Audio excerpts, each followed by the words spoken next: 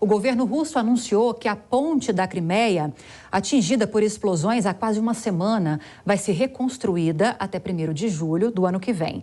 A obra é uma promessa de Vladimir Putin, que classificou o episódio como um ataque terrorista e disse que foi executado pelos serviços ucranianos de inteligência. Momento de chamar o nosso correspondente na Europa, Luca Bassani, que tem todas as movimentações, todas as informações a respeito disso. Luca, boa noite. O presidente Vladimir Putin também deu um sinal controverso, diante desse cenário assustador da guerra. Que sinal foi esse?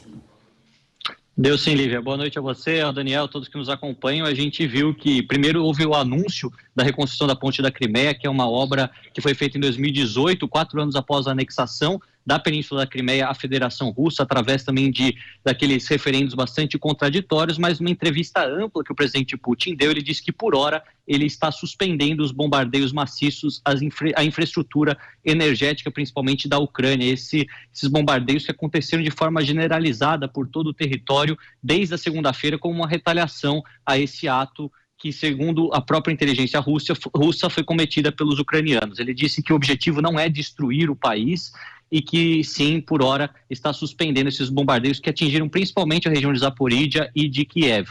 Ao mesmo tempo, ele disse que, caso a Ucrânia venha a fazer parte da OTAN, isso seria um confronto direto com proporções catastróficas, o que muitos chamam de uma terceira guerra nuclear, porque traria automaticamente os Estados Unidos, a França, o Reino Unido, também potências nucleares, a esse conflito.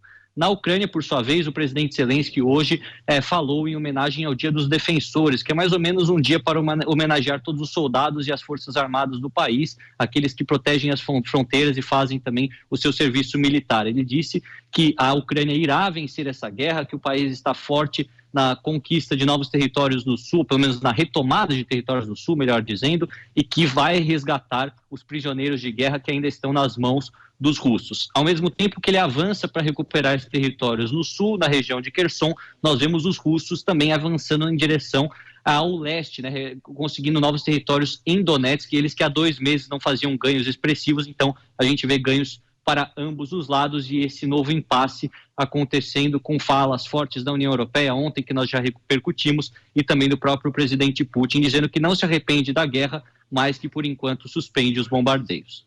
Pois é, Luca, tem uma outra informação que eu gostaria que você trouxesse para a nossa audiência, porque chegou aqui no Brasil, via agências internacionais, declarações de representantes da ONU que afirmam que a Rússia está se utilizando de dispositivos até populares em alguns conflitos, mas são muito baixos, Estupros e violência sexual estão sendo utilizados durante esse conflito. O que se sabe sobre isso?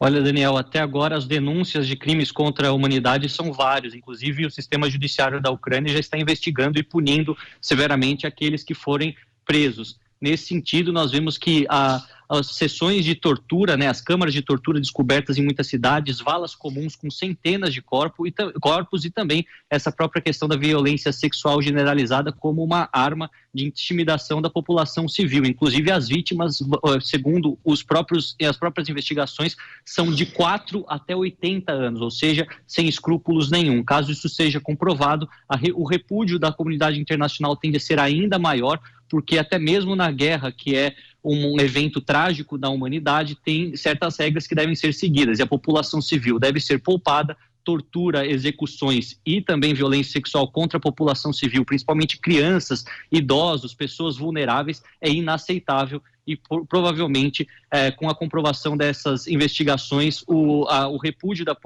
comunidade internacional, como eu disse, tende a ser muito maior, inclusive com as comissões da ONU para Direitos Humanos fazendo aí a sua voz ser ouvida também.